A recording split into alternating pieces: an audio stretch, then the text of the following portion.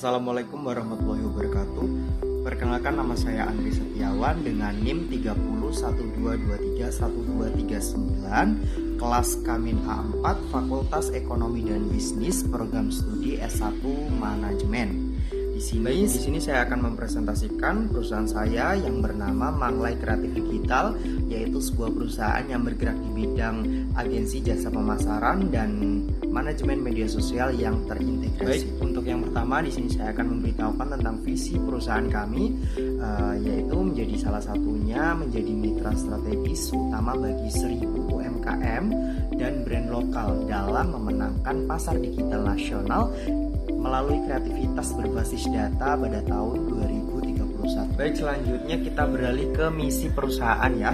Yang pertama itu menyediakan layanan digital marketing berbasis data yang terjangkau dan terukur bagi UMKM dan brand lokal Indonesia.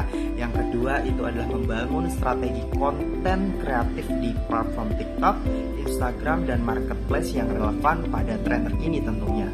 Dan yang ketiga adalah mengembangkan SDM kreatif Gen Z yang adaptif, inovatif, dan berorientasi pada hasil yang nyata bagi klien.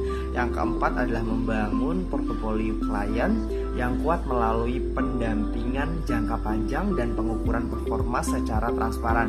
Dan untuk yang kelima, yang terakhir adalah menjadi agen perubahan digital yang mendorong pertumbuhan ekonomi lokal secara berkelanjutan. Selanjutnya kita akan beralih ke SWOT. Di sini ada yang tahu SWOT itu apa? Nah, SWOT itu singkatan dari Strength, Weakness, Opportunities, dan Threats. Di sini adalah metode analisis untuk mengetahui kondisi perusahaan dari faktor internal dan eksternalnya. Yang pertama mari kita bahas tentang strength atau kekuatannya, yaitu keunggulan yang dimiliki perusahaan, misalnya sumber daya manusianya yang bagus, teknologi yang canggih, atau produknya yang berkualitas. Selanjutnya kita ke weakness. Weakness itu apa sih? Weakness adalah kelemahan. Nah, kekurangan dalam perusahaan seperti kurang pengalaman, modal terbatas, atau bahkan brandnya belum dikenal gitu loh. Selanjutnya itu ada opportunities. Opportunities itu apa? Opportunities adalah sebuah peluang, faktor luar yang menguntungkan seperti salah satunya adalah tren pasar.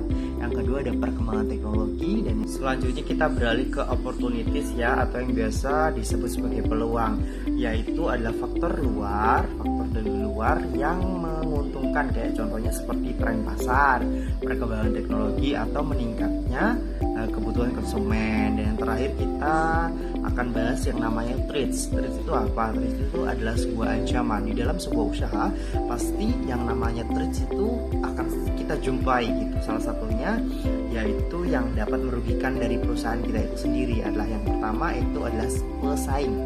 Banyaknya pesaing, terus ada perubahan pasar atau kebijakan dari pemerintah itu sendiri. Selanjutnya kita akan masuk ke pembahasan tentang analisa kompetitor. Di sini kita ambil contoh dari perusahaan Brain & Beyond, yaitu perusahaan animate explainer video yang berbasis di Surabaya, Indonesia. Nah, berdiri sejak tahun 2008 sampai 2009. Pengalamannya sudah 15 tahun ya. Perusahaan ini yang sudah go internasional, melayani klien dari startup sampai perusahaan besar di seluruh dunia gitu. Layanan utamanya yaitu mencakup animate explainer video, motion graphic, 3D atau 2D animation, hingga video marketing gitu. Untuk ruang lingkupnya sendiri itu mencakup explainer video, motion graphic, 3D and 2D animation, video marketing, dan script writing. Untuk penghargaannya sendiri yaitu Best Branding Service, Best Digital Strategy Company in Indonesia, dan Grand Prize Hello Fest Inama Fest Professional kategori. Selanjutnya kita beralih ke CSR perusahaan sejenis. Kita ambil contoh dari perusahaan 1000 ya. Profil perusahaan 1000 itu merupakan platform digital yang mempertemukan pelaku usaha dengan freelancer di bidang kreatif seperti desain grafis, branding, dan digital marketing gitu. 1000 berperan penting dalam mendukung transformasi digital khususnya bagi UMKM di Indonesia. Selanjutnya kita bahas tentang bentuk CSR 1000. Di sini yang nomor satu ada pemberdayaan freelance dan UMKM.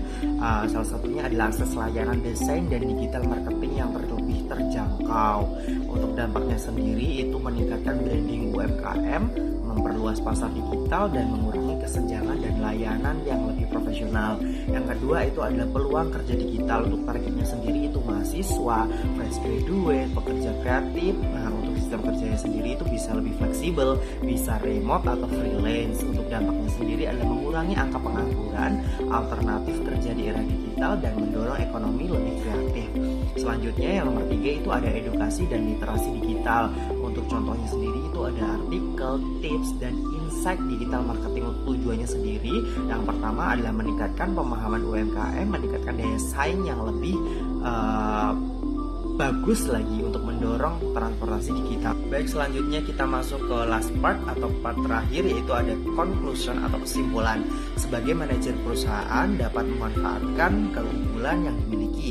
Salah satunya adalah memperbaiki kekurangan, mengambil peluang yang ada, serta mengantisipasi risiko yang mungkin terjadi gitu, sehingga suatu saat mampu bersaing dan berkembang secara berkelanjutan.